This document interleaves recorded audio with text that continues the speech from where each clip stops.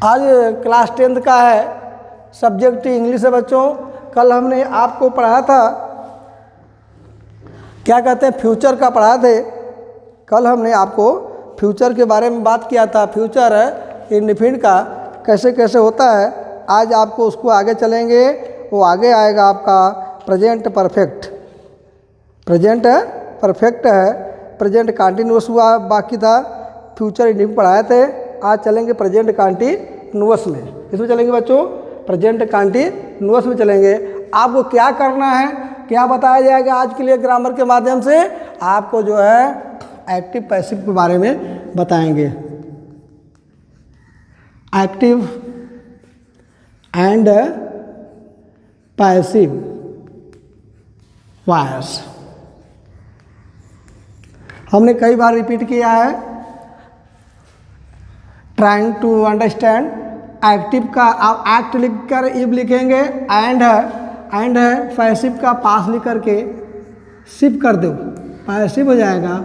Voice का होगा ओ, कहते हैं ओ आई सी, ओ आई सी वॉइस। वॉइस माने वॉच होता है, वॉइस माने क्या होता है, वॉच। आज हम इसी तरीके की बात करेंगे। आपको क्या पढ़ाना है, किसके बारे में बात करना है, तो आपको ले चलेंगे हम फ्यूचर कंटिन्यूअस टेंस के बारे में। फ्यूचर नहीं, प्रेजेंट कंटिन्यूअस के बारे में, क्योंकि कल हमने फ्यूचर इंडिफिनिट ख़त्म कर दिया था। तो सीरियल नंबर चलूँगा।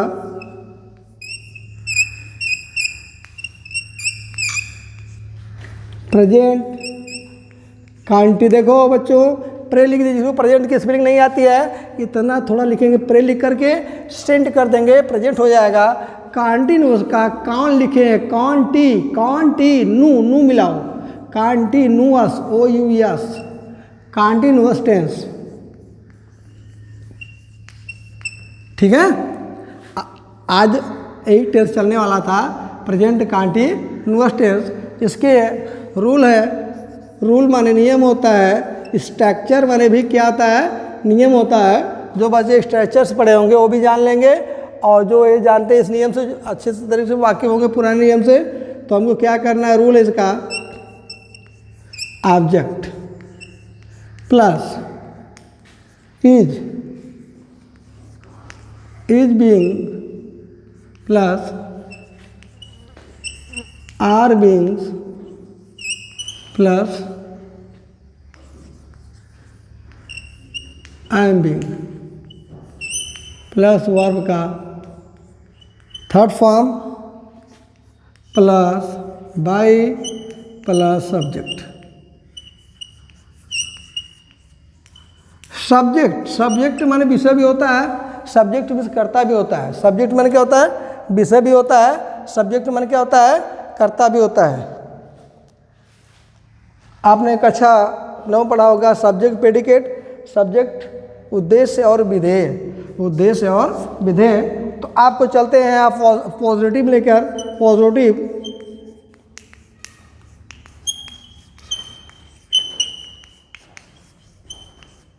पॉजिटिव सेंटेंस माने साधारण वाक्य। साधारण वाक्य में चलेंगे, he is writing letter,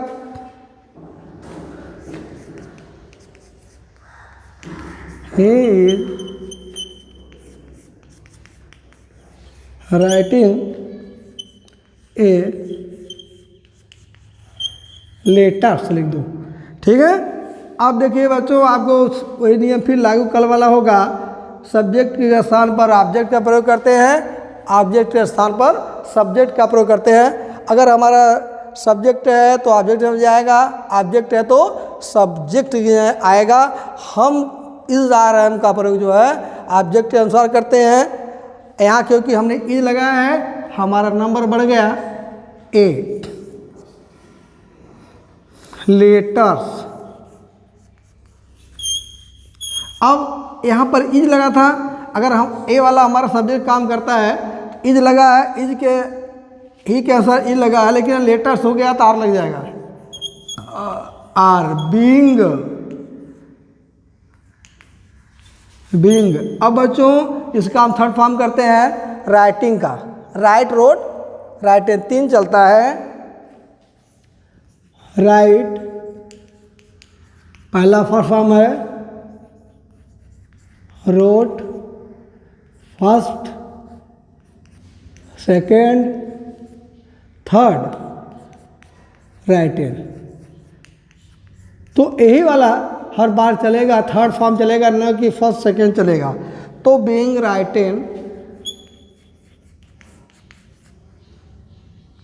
written by ही का क्या आता है, हिम होता है। ही का क्या आता है, हिम। हमने कहा पर्सनल प्रोनाउन को चेंज करने के लिए हम ऐसे नियम को लागू करते हैं। हमने कल बताया था परसों 14 दिन क्या क्या करना है। ही का क्या होता है, हिम हो जाता है। सी का क्या होता है बच्चों, हर होता है। जब हम सब्जेक्ट में परिवर्तन करते हैं, ऑब्जेक्ट से सब्जेक्ट मिलाते हैं, ये नियम लागू होता है। आई का मी होता है, यू का यू होता है, वी का अस होता है, दे का देम होता है। इसी के अनुसार हम इसको यहाँ पर चेंज कर दिए। ही, देखिए ही का क्या हुआ यहाँ से बच्चों, ही का हिम हो गया, तो हमने ही का हिम कर दिया। ये तो हमारा ये पॉजिटिव था। अगर हमको नेगेटिव टेंस करना है तो इसमें कोई दिक्कत की बात नहीं बच्चों। हम जो है इस आर के बाद जो है नॉट का प्रयोग कर देंगे, नेगेटिव हो जाएगा।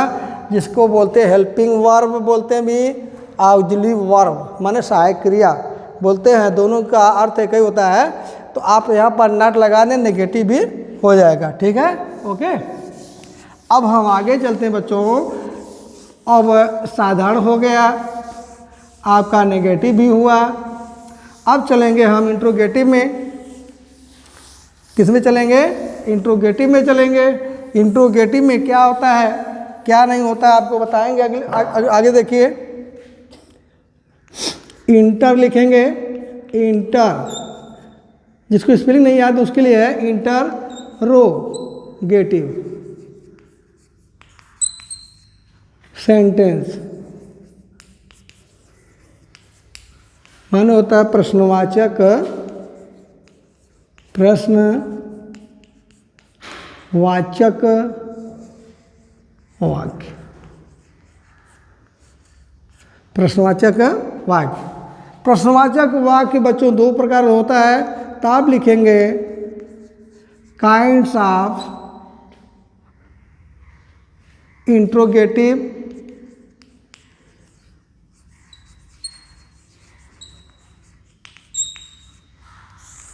Kinds of the interrogative. Interrogative दो प्रकार का होता है बच्चों। नंबर एक ए टाइप्स, नंबर दो बी टाइप्स। ए टाइप्स में क्या होता है, इसकी सहायक क्रिया जो है प्रेजेंट कंटिन्यूअस के जो सहायक क्रिया होती है वो बाहर होती हैं। जैसे इज, एम, आर। ये इसकी पहचान है कि वाक्य के पहले जो है सहायक क्रिया जितनी इस टेंस की होती है, किसी भी टेंस की होती हैं, वो बाहर होती हैं। तो ए टाइप में आता है। एक एग्जाम्पल मैं देता हूँ आपको समझाने के लिए। Is she cooking food. अब क्वेश्चन वर्ड लगा लेंगे, क्वेश्चन मार्क, क्योंकि ये क्वेश्चन वाला शब्द है, इसलिए क्वेश्चन नहीं लगाएंगे तो गलत हो जाए। क्वेश्चन शब्द का प्रयोग जरूर करेंगे। अब वहाँ चलेंगे फूड के पास। तो अगर यहाँ फूड है तो इजे होगा, अगर हम फूड्स लिख देते हैं तो आर हो जाएगा। चलिए हम फूड्स लगा कर देखते हैं, थोड़ा समझने में आसान होगा। तो यहाँ इज था, सिंगुलर नंबर था, ई लगा। अब फूड्स हो गया तो प्लूरल हो गया, बहुवचन हो गया, आर लग गया। Are food, are foods being cook का कुक्ड हो जाएगा, कुक्ड बाई हर। अब सोचते होंगे आप हर कैसे हुआ। हमने आपको बताया कि सी का बच्चों हर होता है। देखिए यहाँ पर सी का हर होता है, हर का सी होता है, इसलिए यहाँ पर क्या हो गया, हर हो गया। क्या हो गया, हर हो गया। दूसरा है बी टाइप चलते हैं।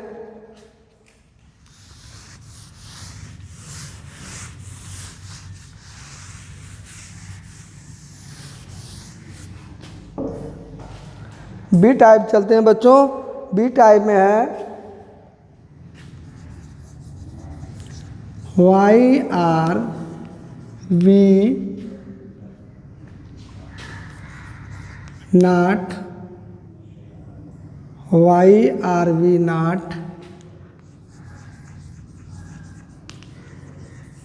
Reading a book. क्वेश्चन शब्द का प्रयोग करेंगे। अब चलिए जितने भी क्वेश्चन शब्द आते हैं, क्वेश्चन शब्द में एक शब्द का प्रयोग होता है WH। WH का मतलब सब क्वेश्चन वर्ड आ जाते हैं, जैसे हु आ गया, व्हेन आ गया, व्हाई आ गया, हाउ आ गया, हुम आ गया। जितने भी क्वेश्चन वर्ड होते हैं ये WH में छिपा रहता है। 60 हम लोग लिखवाते हैं रूल में कि WH लिखो, काम खत्म हो जाएगा।